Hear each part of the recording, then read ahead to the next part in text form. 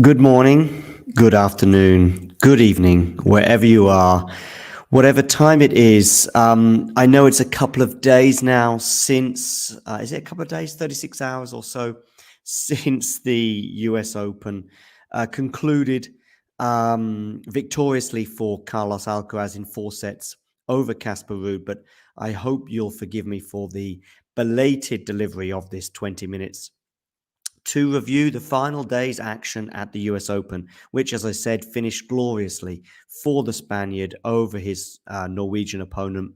What was it, 6-4? let's actually have a quick reminder of the scores actually from that particular match. I know it was in 4 sets, and the last set I think was 6-4. I'm going to actually guess. Let's go for this, shall we? 6-4, 6-4, 2-6, 7-6, 6-4. Let's see how good my memory was. We have him obviously there with the trophy, but let's have a quick look at the actual score itself. Was I right? Yeah, 6-4, 2-6, 7-6, 6-3 in the final set, albeit it was just the one break of serve. Listen, first of all, congratulations to Carlos Alcaraz on becoming the youngest world number one ever. Okay. Winning his first major, and many of us suspect, as I'm sure you do too, his first of many. Let me know in the live chat how many majors you anticipate Carlos Alcaraz to go on and win. Bearing in mind he's 19, same age more or less that Rafa Nadal was when he won his first major, and younger than both Novak Djokovic and Roger Federer. He's been a great presence on social media, actually, over the last few months, particularly on Twitter. At least that's where I see him, because that's the social media thing that I use most. Make sure you give us a follow at Talking Twitter? No, at Talking Tennis TT. It's 6:23 in the morning here in Germany. I am finally back after a fairly lengthy journey back from New York. So I hope you'll forgive me for saying Talking Twitter when I meant Talking Tennis TT on Twitter. Interestingly, by the way, we can see a quick little image there of John McEnroe there in the background, as he is there in Times Square with the trophy. By the way, Alcaraz also said he plays a bit of chess, suggesting it helps him to be mentally and faster and to observe plays as he watches the movement and figures out a strategy for him to hopefully win matches. And it certainly paid off on Sunday for him in spades. So let's talk about how the match panned out. Get your comments in the live chat, as I said, about Alcaraz's future, but also his present as well. Also, let me know how you think Ruud got on. For me, it was a much stronger performance from the Norwegian than he put in against Rafa Nadal in Paris. I think he certainly pretty much produced his best. The problem was he needed Alcaraz to have an off day, I think, if he was to have a chance of winning, and Alcaraz didn't have an off day.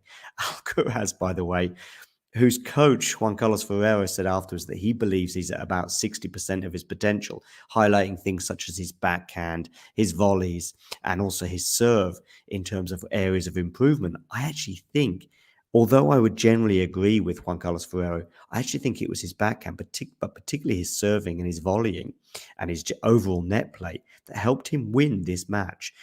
Maybe it was a tactic to approach the net a bit more often, and he certainly did it with great gusto, sometimes serving and volleying, and we'll come to that as we go through the match as a whole. Carlos Alcaraz began the match in style, breaking quite early, taking a 4-2 lead. But actually, in the first 4 games, there were break points on both sides in each of the first 4 games. And I think the first set was basically Alcaraz took his opportunities, particularly in the mid part, to end up winning that first set 6-4. As I said, each of the first 4 games, there were break points on both sides of the net. But Alcaraz took it. I think it was actually at 3-4 that actually turned into 5-3, so to speak. So it was 4-3 and then 5-3 that he took it to take that first chance, if you like. There was a moment at the end of that first set when Alcaraz did sort of have a little limp as he won that first set, and I did wonder if that was going to become an issue, if not a limp as such, but tiredness and fatigue. In fact, it was Pam Shriver who said that in the background before the match began that she detected what she thought may have been a limp from Alcaraz. As it turned out, it didn't become an issue. I think there were moments of tiredness from Alcaraz, perhaps on certain points or at the end of certain points. I saw him sort of bending down on his knees or just bending down. But I think during the points, the adrenaline and the fact it was a Grand Slam final meant there was no such fatigue on show from Alcaraz as we saw him bursting and busting lungs throughout. Interestingly, by the way, I thought it was Casper Ruud who actually came on top of some of the epic points, as opposed to the Sinner match in the quarterfinals when we saw probably Alcaraz winning most of the epic points, Sinner playing his part and winning some of them too. On this occasion, all the epic points, as in the chasing down, the chips and the charges and the lobs and the flicks and the unbelievable moments, ended up being generally that Ruud would end up on top, as it can happen. Ruud certainly played his part in this match, but it was really, there was never really a moment when I thought Ruud was more likely to win. I thought Alcaraz would win in 4 sets, as I predicted beforehand in the previous day's 20 minutes. That's how it turned out. As I said, I just think Ruud needed an off day from his Spanish opponent, and it didn't come. Alcaraz did not show any sign of nerves at all, really. Maybe a tiny bit on championship point, but we'll come to that in a little while. By the way, he's serving in the first set, bringing up ace after ace after ace, and they returned, by the way. They came back again in the 4th set. Let's have a quick look at some of the stats, by the way. Casper Ruud, 31 winners. Excellent. Both of them obviously here on the on TNNSlive.com, giving them high serve ratings. I think they both serve really well. Alcaraz actually producing a few more unforced errors, but up in the serve count, but up in the ace count. I noticed actually Ruud didn't really get on the ace board until the 2nd set. And it's funny enough, the aces were like going up for Alcaraz in the first set. Then it was almost even Steven. I think it was like 6-4 at the end of the 2nd set. But then in the final set, Alcaraz, I don't know how many aces he got in that final set, but it really helped him a lot, plus a load of unreturnables. And for someone whose weakness is regarded as the serve, certainly the first serve, he was very much delivering yesterday. Let's have a quick look at the 2nd set, because this is when kind of Casper Ruud did come back into the match, breaking on 2 occasions actually in that 2nd set. Hi Ashley, yes, all is well. I don't know what Ghost is there. Ghost is obviously having a bit of a joke there and suggesting Benoit Paire may well have really won it. Nice little joke there, but hi Ashley, yeah, all is well. By the way, make sure you hit that like button as well, and let me know how many majors you think let me know how many majors you think Casper Ruud may go on to win, if he will win one at all, and also let me know. Just give me a figure on Alcaraz. Could be a bit of fun, and I'll be able to agree or disagree with you. Set 1, tick. So set 2 was fairly nip and tuck for the first 4 games. They did share them at 2-all. Interestingly, I think Alcaraz did have a break point at 2-2, but Ruud managed to serve that. In fact, it was great serving from both players. Neither player is really known for their serve, but I think both produced yesterday, and I would say Casper Ruud in particular in this tournament has shown that his serve this year has improved a lot. And in fact, I think he's improved in almost every department, and on the backhand too. I know David Law on the Tennis Podcast suggests that it's still a weakness. I would probably disagree for once with David Law on that. I actually think he's improved his backhand sufficiently enough now to not regard it as a weakness, but at least on a hard court anyway. Maybe someone like Rafael Nadal with the topspin can still expose it on a clay court. Ghost there suggesting that he thinks Ruud will get one, but it has to be in the next year or 2. I certainly agree that he certainly needs to make the most of this moment in his career, because I'm not sure how many major finals he will get to, bearing in mind, as well as obviously Djokovic and Nadal, who are not going to go anywhere for the next year or 2. At least I don't think so. And in fact, Djokovic, as some people have suggested, may be here for 3 or 4 more years. On top of that, I still think that Ruud on grass, way off. I don't really expect him ever to get good enough on grass to really make an impression at Wimbledon. And I still think on the other two surfaces, players like Tsitsipas, Zverev, albeit that Zverev is having some complications with his return from injury at the moment, Medvedev on a hard court especially, you know, perhaps Thiem if he ever makes a comeback. But these players, I think, and then Sinner definitely, are probably going to be in the way of Casper Ruud making major finals in the future, as well as Nadal and Djokovic. So maybe Casper Ruud makes one more final, but if that's against Djokovic in Australia or Rafa in Paris or Sinner or Alcaraz, good luck. And if Tsitsipas returns to form, particularly on clay, also good luck. I still probably think that Tsitsipas's top performance on a clay court is ahead of Ruud and may always stay ahead of Ruud. I also think Medvedev's top performance on a hard court will probably remain ahead of Ruud. Whether Tsitsipas and Medvedev recover from their 6, 12, 18-month periods of not being at their absolute best. I mean, in Medvedev's case, I would suggest it's since the Australian Open in January. In Tsitsipas's case, I would suggest it is since the French Open final of last year. That's to be decided, but there's just too many players, I think, in the way of Casper Ruud from being a regular major finalist.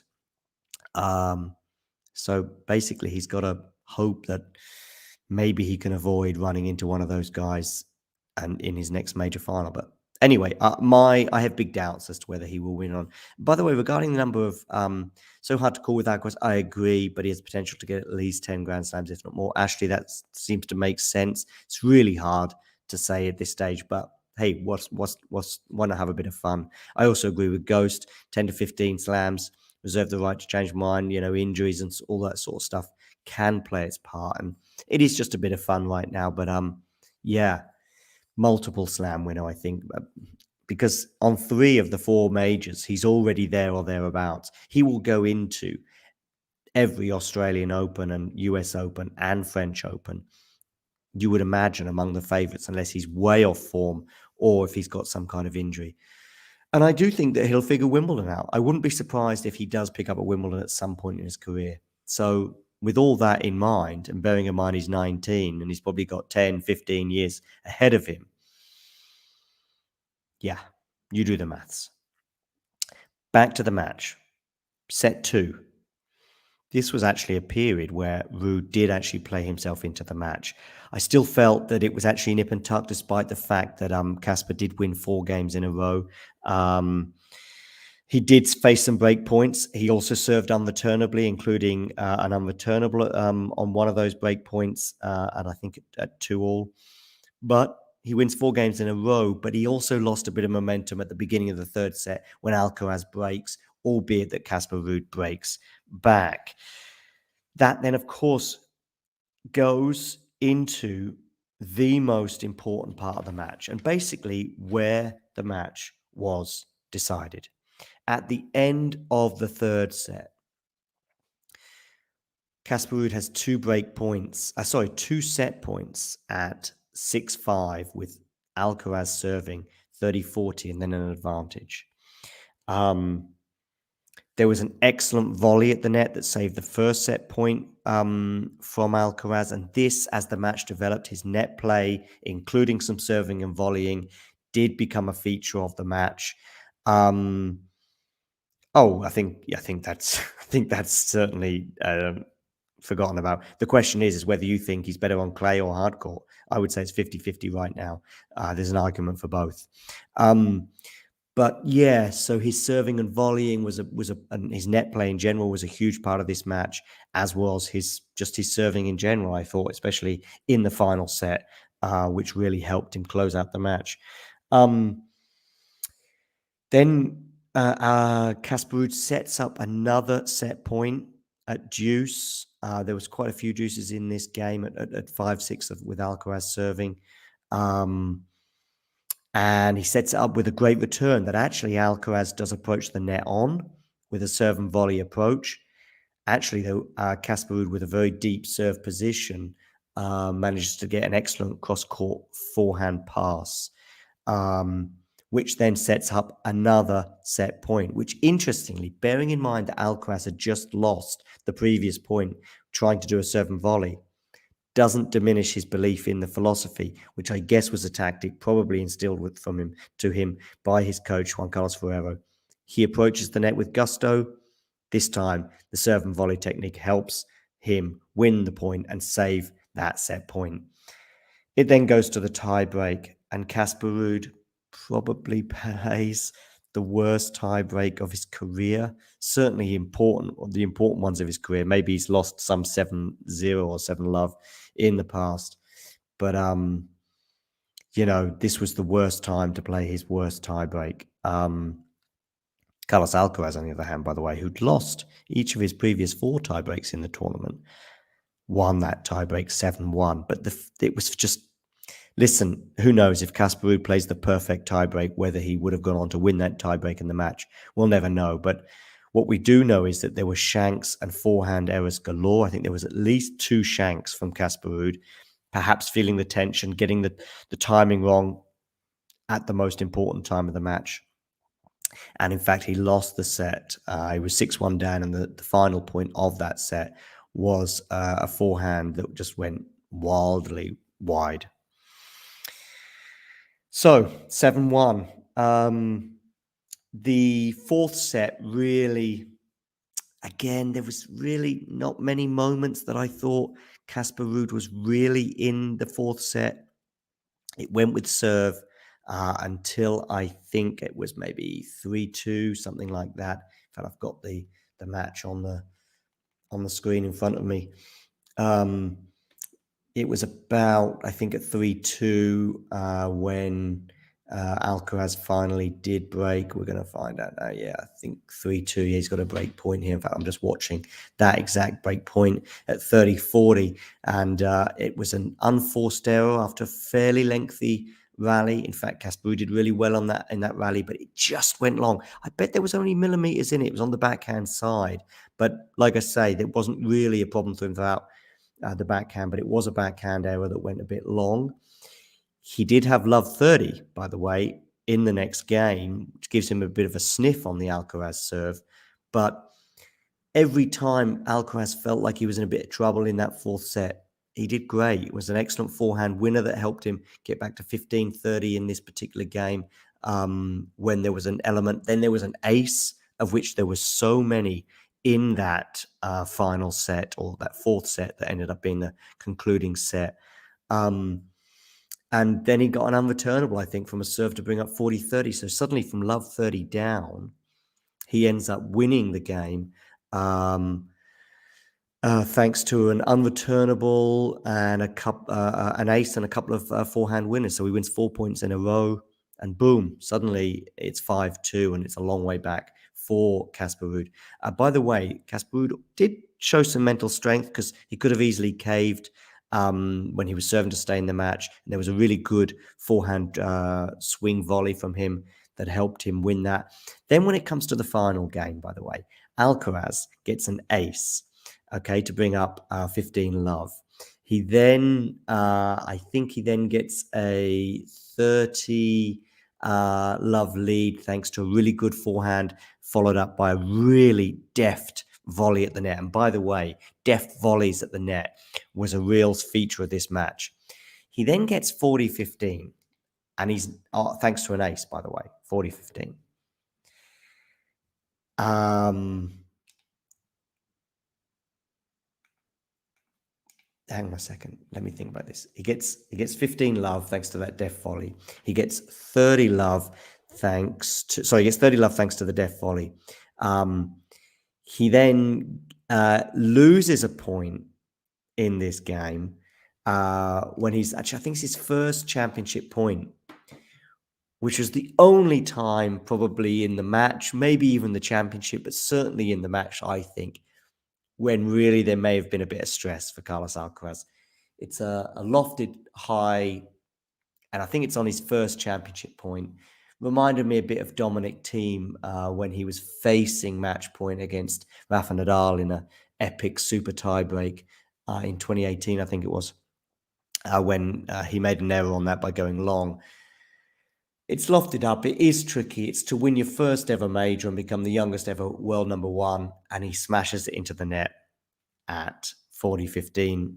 He does have a match point or a championship point still in the bag at 40-30, but I did think, oh, maybe Casper Ruud can get this back to juice. Not a bit of it. The next point, unreturnable serve. And to be honest with you, I think the fourth set was all about the Carlos Alcaraz serve, which is just something I don't think we've ever said before, maybe saying again in the future, unless he can improve it very quickly. That maybe there's some arguments about his second serve really maybe being the bigger weakness in terms of his serve. But as many people have suggested, I think as Mary Carrillo has said, you're only as good as your second serve. So tell me what you thought of the match as a whole. Let me know your thoughts in the live chat.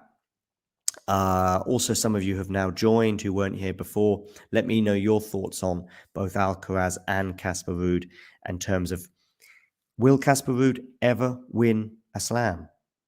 And how many slams do you anticipate Carlos Alcaraz to win? Notice how the narrative is a bit different there.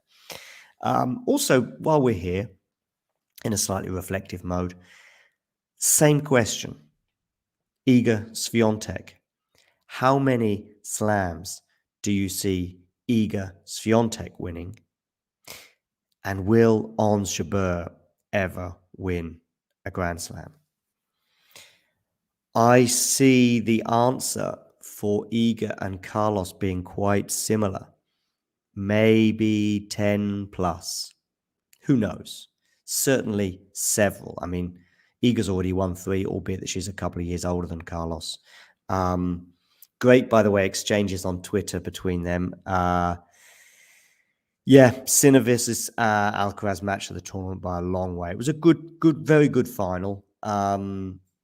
Certainly better than some. Straight sets is always a bit boring, but I also think even though it was 4 sets, there were still some epic points and epic moments. I just always felt that Alcaraz kind of had it. But that's how I felt at the beginning of the match, and that didn't change.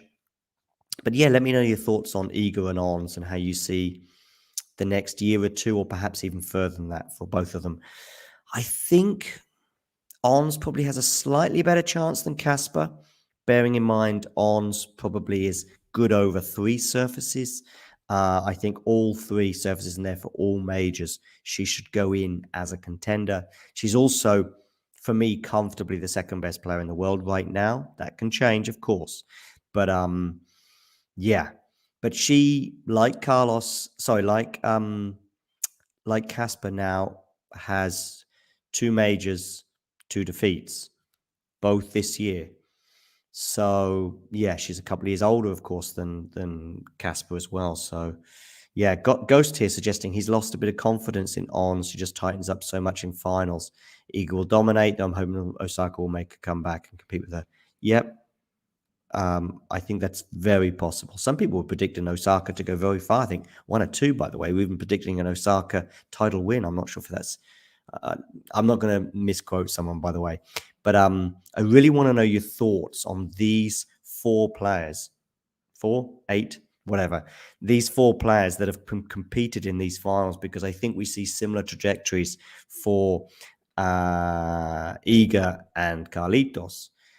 And perhaps similar trajectories for Ons and Casper, in that for Ons and Casper, maybe this was their moment, their second major final.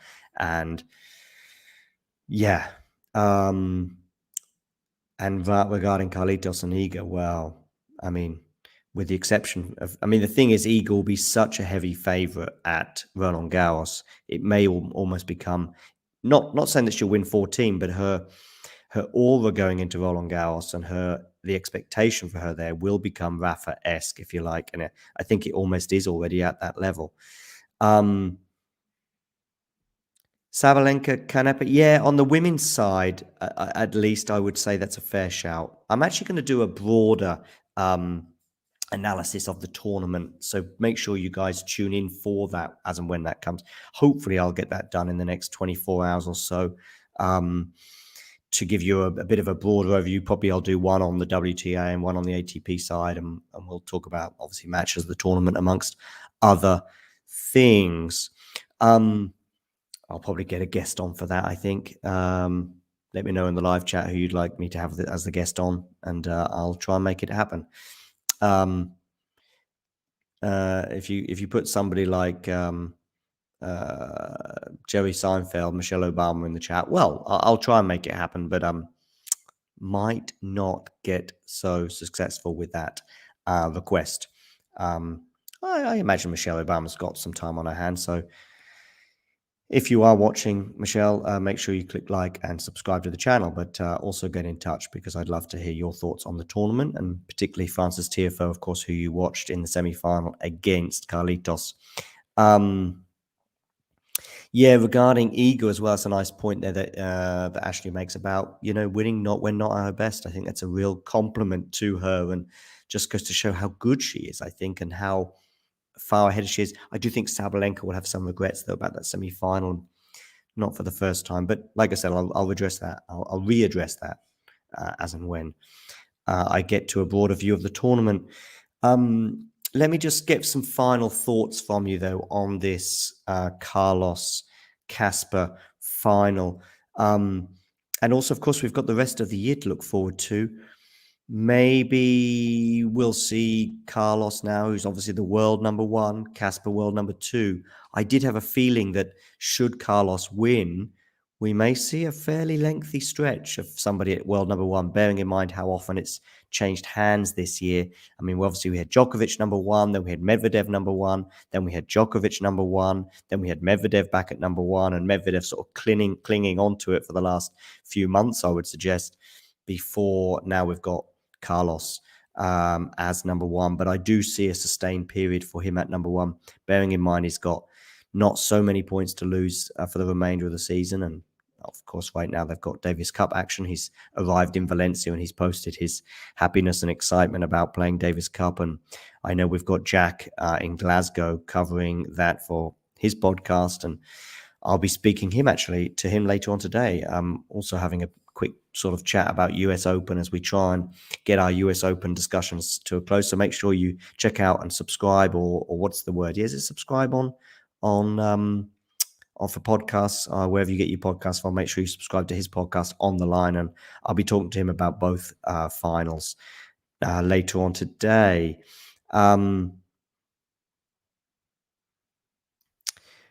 Oh, okay. I'll try and get Ferrero, yeah, or Alcaraz's hero, David Ferrer. Yeah, let me make a note. Ghost, if you can DM me their email addresses, that might help. But yeah, I think you're right. I think that Ferrero would be a good person to chat to. Albeit, I don't know if he'll have an opinion on Tsitsipas going out early, which I would like to at least include if I do a tournament overview. But perhaps with Ferrero, I'll just talk to him about Carlitos.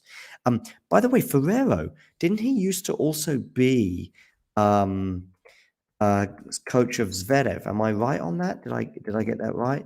And he also criticized Zverev's attitude, which is obviously going back a couple of years, I think. So I think they were working together in 2017, which is quite interesting, of course, that now we've got him working with somebody like Carlitos. And I think obviously relationships make an important thing, especially in tennis where it's one-to-one.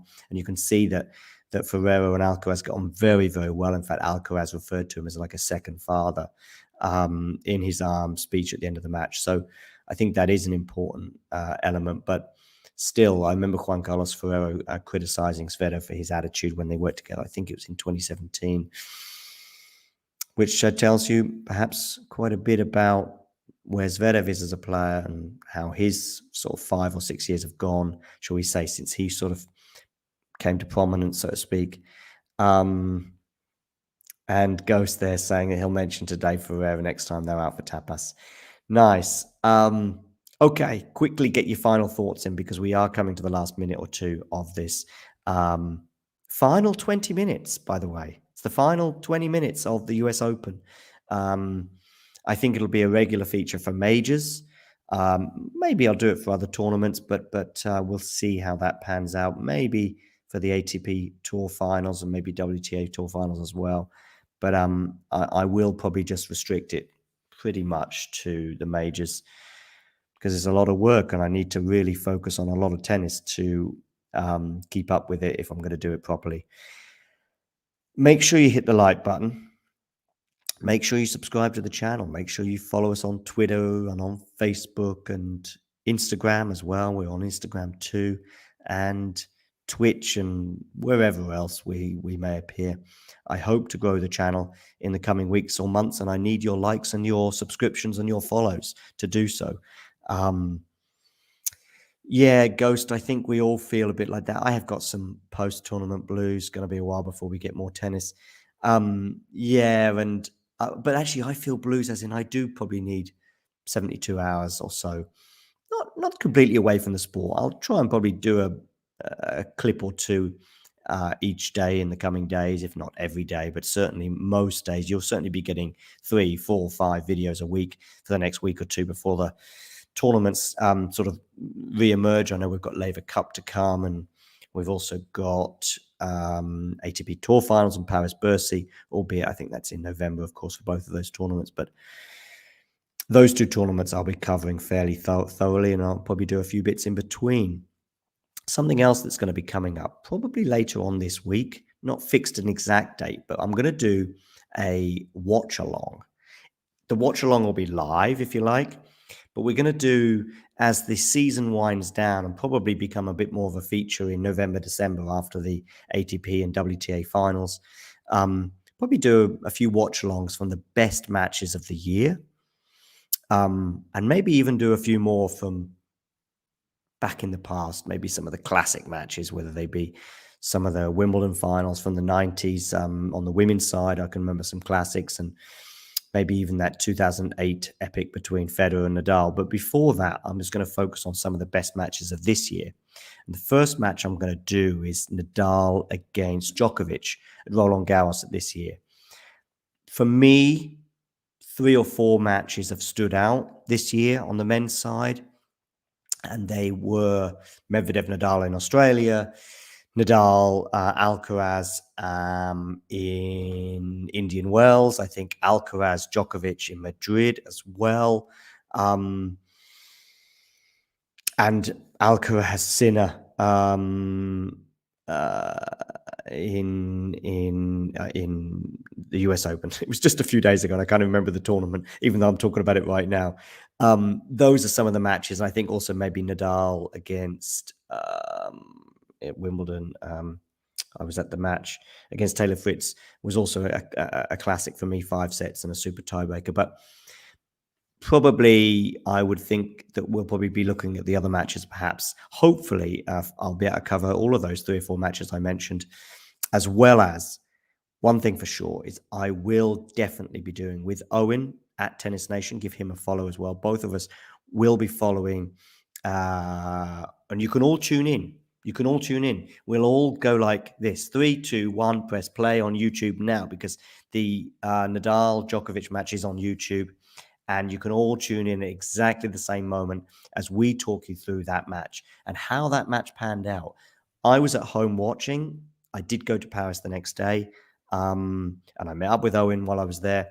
But Owen was there in the stadium as it took place, and he's written quite in depth about it. And he's a real follower of the Djokovic-Nadal rivalry and narrative, if you like. So that will come up, be coming to you sometime next few days. And it would be great to get you, Ghost and Ashley, and some of you others as well, to just follow that match and maybe give a bit of a retrospective analysis of it as we go through it. So it'd be great to have you on board for that when that happens, which will hopefully happen later on this week. Anyway, I've digressed.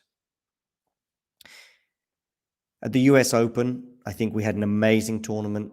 Some people have suggested it's the best one in years. Some people have suggested it's the best major in years. I'm not quite sure, because I thought the US Open was amazing last year with the Djokovic narrative in terms of him chasing the Grand Slam. Didn't quite manage it, obviously, with Medvedev denying him. Great to hear that Ghost is down for that classic review of the Djokovic and Nadal match, and Ashley too. And I'm glad that you appreciate it, Ghost. Yeah, that'll be coming. So make sure you keep an eye out for that. I'll try and get a time and a date fixed so you all got plenty of time to get ready for it. But you all subscribe, so hopefully you'll be able to follow it as and when we do it. Probably be Friday, Saturday, or Sunday, but I'm not sure when yet. Anyway, Carlos Alcaraz, congratulations. Winning in 4 sets, your first major, and I think it'll be your first major of many. Iga Swiatek 2, 3 majors down, many more to come. Just like many more of these. Tennis World, thanks for stopping by.